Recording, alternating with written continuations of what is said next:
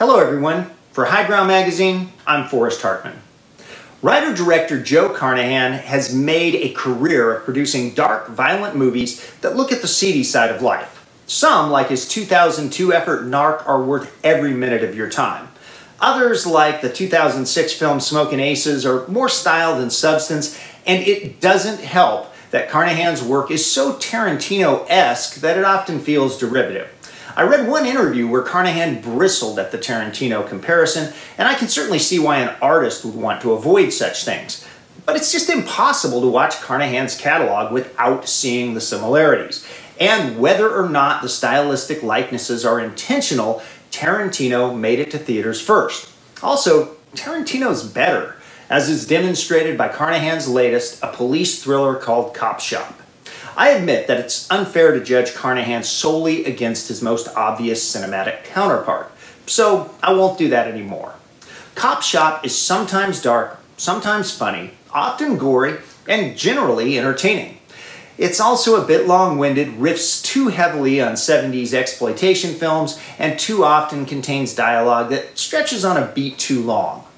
The focus is on Valerie Young, played by Alexis Louder, a rookie cop who arrests a clever conman, unaware that that conman is being hunted by two deadly assassins. When one of them, played by Gerard Butler, shows up at her police precinct, the suspense and the bloodshed start.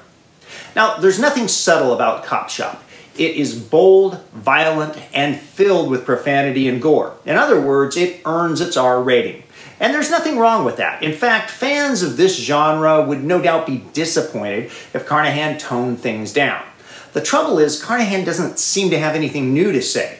The conman, Teddy Muretto, is played by Frank Grillo, who is solid throughout. Butler is also charismatic per the norm. In fact, the performances in COPSHOP are a strong point. Louder is spot on as a green but extremely sharp lawwoman, and her performance dictates the rhythm of the film.